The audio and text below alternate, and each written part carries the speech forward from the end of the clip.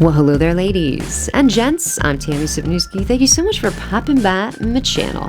And I'm going to show you guys how to fake a paranormal picture that looks so real, your friends are going to believe you actually snapped a picture of a ghost. You only need a couple things to pull this look off. The first thing that you're going to need is an RGB light like the Viltrox RB that I reviewed a few months ago. If you have that exact light, the color 204 is going to be perfect. And the reason that you want a green light is that we're going to fake the look of the night vision that they're always using on those paranormal shows.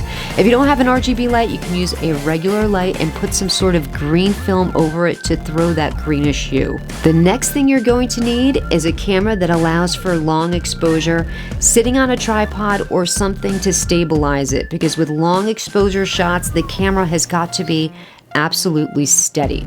The next thing you're going to need is your ghost, a model. You don't want to use yourself because, you show it to your friends, they're going to know it's a fugazi, it's you. You want to use someone that they don't know.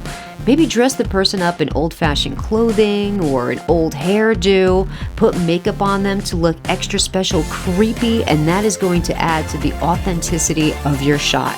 The most important part of your paranormal photo shoot is going to be the settings in your camera. If anything goes wrong here, all is lost. So the first thing that you want to do is take your camera out of autofocus and get it into manual focus. You're going to nail your focus before you hit the shutter button. You don't want to leave it in autofocus because then the camera can be hunting around for focus, and that's totally going to ruin your image.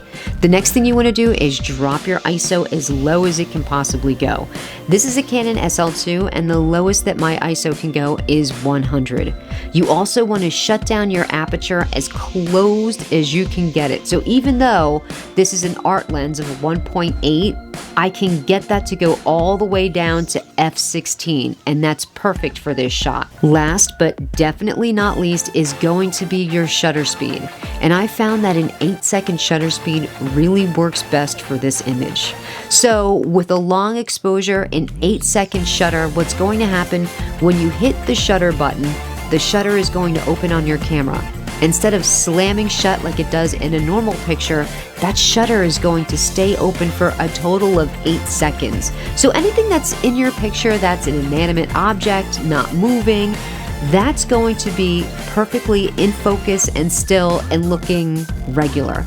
Anything that's moving in and out of the frame of the camera, though, is going to be more looking transparent, fuzzy, out of focus, see-through, like a ghost, just like a ghost. So having that shutter open for 8 seconds, you can see why the camera needs to be stabilized. If you're hand holding this, it's never going to work. Everything is going to be fuzzy and out of focus. So the camera has to be perfectly still at all times. So what you want to do is have your model get in front of the camera. You want to put all of the settings, just as I told you, nail the focus on your model. When you hit the shutter button on your camera, have your model stay as still as they possibly can for 4 seconds. Then you want them to book it out of the shot as quickly as they can. And that is going to result in that see-through, transparent looking ghostly image that's going to be awesome. Don't worry if you don't get it right the first time. It took me a while to nail down the settings and get everything looking right.